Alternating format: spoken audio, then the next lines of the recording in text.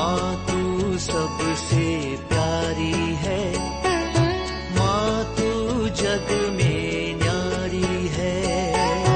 माँ तू सबसे प्यारी है, माँ तू जग में न्यारी है। अपने आंचल में रखना, अपने आंचल में रखना। हमें वरदानों से भरना। माँ तू सबसे प्यारी है, माँ तू जग में न्यारी है। माँ तू सबसे प्यारी है, माँ तू जग में न्यारी है। पिता, पुत्र और पवित्र आत्मा के नाम पर आमीन। आप सबों को जय यीशु। आज 28 दिसंबर हम लोग अबोध बालकों का पर्व मनाते हैं, feast of the Holi innocence. हमें मालूम है ईसा मसीह के जन्म के तुरंत बाद राजा हेरोद ने, हेरोद द ग्रेट, 2 साल के नीचे बच्चों का हत्या करने का आदेश दिया। इतिहास में हेरोद, हम लोगों ने एक क्लास कुछ दिन पहले हेरोद के ऊपर, जितने भी ईसा मसीह के समय पर हेरोद जो राजा बन करके आया, उनके विषय में एक क्लास ले चुका है। तो इतिहास में हम लोग हेरोद के विषय में पढ़ते हैं। हेरोद अपने भय के कारण, भीरुत्व के कारण अन्य लोगों का हत्या करने वाला। हेरोद ग्रेट, जो पहला हेरोद, ईसा मसीह के जन्म के समय पर वो राजा था और BC 4 के करीब उनका मृत्यु भी हुआ। हेरोद बहुत डरपोक व्यक्ति था। उसके सामने जो भी सवाल उठाते हैं या उनका कुर्सी के लिए जो भी खतरा व्यक्ति है, उनकी हत्या करने में ये संकोच नहीं करता था। उदाहरण के लिए इस हेरोद द ग्रेट अपना एक पत्नी की हत्या किया, अपने ही 3 बेटों का हत्या किया, जो उसको डर था उनके कुर्सी के लिए वो लड़ सकता है करके। इस प्रकार अपना स्थान मान सम्मान के लिए भीरुत्व के कारण, डर भय के कारण वो अपने बच्चों का भी हत्या करने वाला व्यक्ति, वही व्यक्ति ईसा मसीह के जन्म के बाद जब इन्हें पता चला मसीह का जन्म हुआ है, बेथलेहम में हुआ है, जब ज्ञानी लोग, ज्योतिषी लोग इनके महल में आए, इनसे सवाल किया कहाँ है नवजात शिशु, इसमें वो घबरा गया, वो डर गया। उनके स्थान पर कोई राजा का जन्म हुआ, इसलिए उन्होंने आदेश दिया कि 2 साल के नीचे जितने भी बेटे लोग हैं उनकी सबका हत्या करने के लिए। इसके बाद बेथलेहम और उसके आसपास के जहां पर जितने भी बच्चे जो 2 साल के नीचे हैं उनका हत्या हुआ। और स्वर्गदूत जोसेफ को जिस प्रकार स्वप्न में इसका सूचना दी, जोसेफ मरियम और बालक यीशु को लेकर के मिस्र देश जाते हैं। और मिस्र देश में जब यह राजा हेरोद का मृत्यु हुआ, फिर से स्वर्गदूत वापस जाने के लिए आग्रह किया। इस प्रकार आकर के नासरत में वह रहते हैं। तो ईसा मसीह के जगह पर मरने वाले उन बच्चों का पर्व है। यहां हम ये नहीं बोलेंगे मसीह के लिए मरने वाला, ये मसीह के स्थान पर मरने वाला बच्चे हैं। जहां मसीह को मरना था उस स्थान पर मरने वाले बच्चे, अबोध बालक, उनका पर्व कलीसिया आज मनाते हैं। हमें जैसे स्तेफानुस के पर्व पर स्तेफानुस की मृत्यु के साथ मैंने जोड़ करके दिखाया था ईसा मसीह का जो मृत्यु है। कुछ हम लोग कंपेयर किया था, 5-6 बातें स्तेफानुस का मृत्यु और ईसा मसीह का मृत्यु में एकता हम लोगों को मिला था। उसी प्रकार ईसा मसीह के जन्म के समय को और नबी मूसा के जन्म के समय को अगर हम देखेंगे, इसी प्रकार हमें कुछ बातें मिलता है। नबी मूसा के जन्म के समय पर फरो, जैसे ईसा मसीह के जन्म के समय पर हेरोद राजा, उसी समय पर मिस्र देश में फरो जो राजा था, उन्होंने बालकों का हत्या करने का आदेश दिया था। वो भी डर गया था। वो इब्रानी जो लोगों का शक्ति, सामर्थ्य और सत्य ईश्वर के साथ रहने वालों से वो डर के कारण इस प्रकार का नियम बनाया था, जितने भी लड़के जन्म होगा उसका हत्या करने का। हमें मालूम है इसके बाद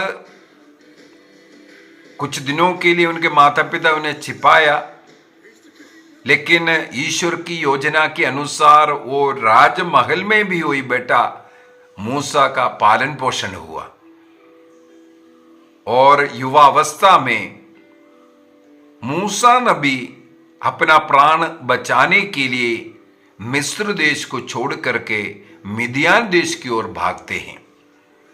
ईसा मसीह का प्राण बचाने के लिए भी हम लोग देखते हैं वो बेथलेहम नगरी छोड़ करके वो मिस्र देश की ओर भागता हुआ लेकर के गया उनका जान बचाने के लिए।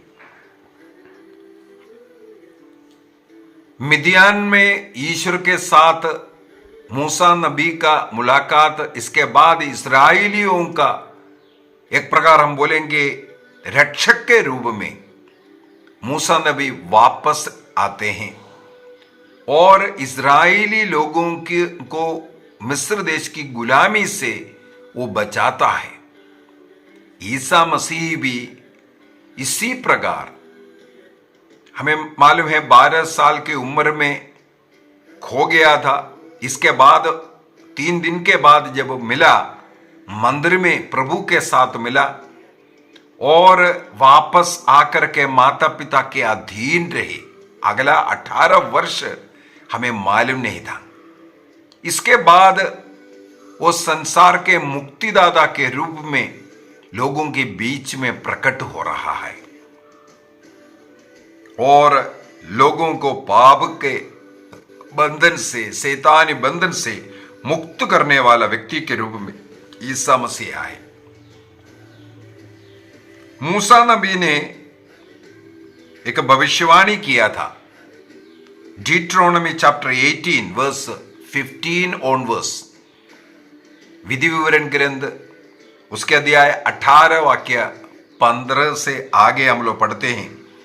मूसा नबी जैसे एक नबी का उत्पन्न होने के विषय में, वो इस संसार को मुक्त करने के विषय में। तो इस प्रकार हम कई तुलना ईसा मसीह और मूसा नबी के बीच में हम लोग देख सकते हैं। अभी वापस हम लोग जाते हैं जो मरने वाला जो बच्चे, मरने वाले बच्चों ने कोई गलती नहीं किया, निर्दोष बच्चे, किसी का कार्य पूरा करने के लिए वह अपना प्राण अर्पित करते हैं। उन बच्चों का हत्या किसी और के लिए हुआ है, अर्थात ईसा मसीह के लिए इन बच्चों का हत्या हुआ। ईसा मसीह का जो कार्य पूरा होने के लिए इन बच्चों का हत्या हो रहा है। इसी प्रकार एक कहावत है, innocent dies so that the hero survive to achieve his mission. जिसे ईश्वर ने चुना है, उनके वो मिशन कार्य पूरा होने के लिए, उनको जिंदा रखने के लिए निर्दोष लोगों को कभी अपना प्राण अर्पित करना पड़ता है। निर्दोष लोग बलि अर्पित करता है, बलि चढ़ाया जाता है। और साथ ही साथ यहां पर एक और बात की हम लोगों को मनन चिंतन करना है। किसी की अच्छाई के लिए, खुशी के लिए किसी और दुख उठा रहा है।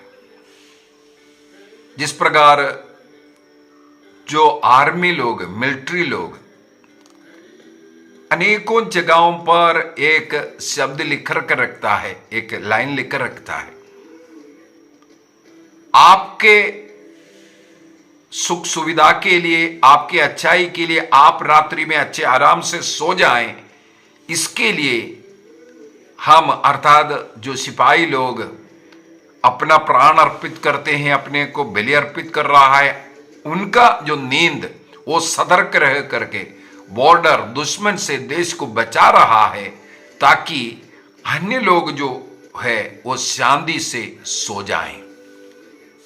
यदि बॉर्डर में एक सिपाही को अपना प्राण अर्पित करना पड़ता है, वो अनेकों लोगों को रात्रि में आराम से सोने के लिए,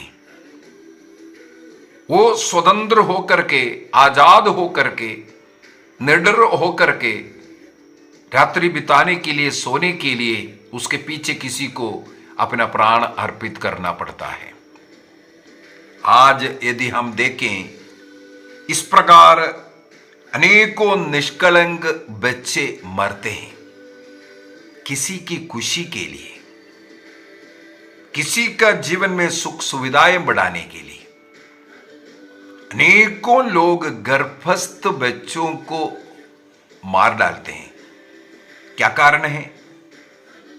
हो सकता है वो अपने पाप का परिणाम है। वो बच्चा अय्याशी किया, पाप किया, पाप के जीवन जिया, वो अन्य लोगों के सामने प्रकट ना हो, इसलिए गर्भ में उनको मार डाल रहा है। आप अपने सुख के लिए, अपने आदर सम्मान के लिए, दूसरों के सामने आप लज्जित ना हो, इसके लिए आप अपने गर्भस्थ बच्चे को मार डालते हो।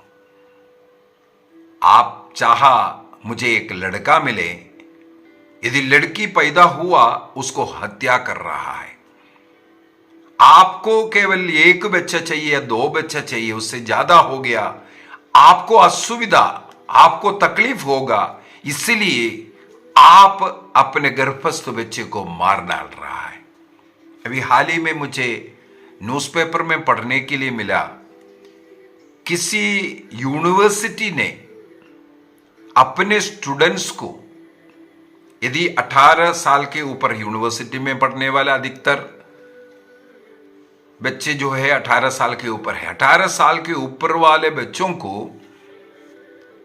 प्रसव के लिए 2 महीना छुट्टी, यदि अबॉर्शन कर रहा है 2 सप्ताह की छुट्टी, ये सब देने का घोषणा कर दिया। एक प्रकार का एक लाइसेंस। यहां ये नहीं लिखा हुआ था, मैं बार बार ध्यान दे रहा था, क्या ये विवाह करना जरूरी है, विवाहितों को दे रहा है? कहीं नहीं लिखा है, कहीं नहीं लिखा है। यूनिवर्सिटी ने यह घोषणा की, हमारे भारत देश की यूनिवर्सिटी घोषणा किया, प्रसव के लिए 2 महीने का छुट्टी, उनके एग्जाम में या अन्य चीजों में वो बाधा नहीं होगा, सेमेस्टर में कोई बाधा नहीं होगा, कंटिन्यू उनके एजुकेशन होगा। यदि अबॉर्शन कर रहा है, उनके लिए भी 2 सप्ताह का छुट्टी देने का, देखिए कितना फ्रीडम दे रहा है, जाओ अबॉर्शन कर लो। सरकार भी इस प्रकार का अनेकों सुविधा घोषणा करता है। एक बच्चा हो या दो बच्चा हो, या अगर एक सिंगल बच्चा है उसके लिए अलग फ्री एजुकेशन ऐसे ऐसे कर करके काफी फायदा दे रहा है। इसका मतलब एक बच्चे के बाद बाकी बच्चों को तुम मार डाल दो। इसे कहते हैं इनोसेंस, होली इनोसेंस। निर्दोष बच्चे हैं, आपकी सुविधा के लिए, आपकी अच्छाई के लिए उनको बलि अर्पित कर रहा है, आपके असुविधा को हटा रहा है एक बच्चे का हत्या करते हुए। आज के दिन में मैं आग्रह करूंगा, जितने भी लोग मुझे सुन रहा है, एक निर्णय कीजिए। इस प्रकार का होली इनोसेंस, निर्दोष बच्चों को मत मारिए। कोई भी बच्चा गर्भ में नष्ट ना हो, रोज प्रार्थना कीजिए। एक एक बच्चे के लिए तड़पने वाले लोगों को मैं देखा हूं, मैं रोना देखा हूं। एक बच्चा चाहिए।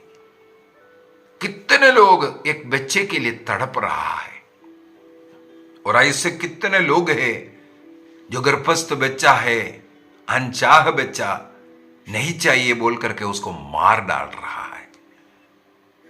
ईश्वर की सृष्टि को खत्म करने वाला अपने सुख सुविधा के लिए यह सब कर रहा है।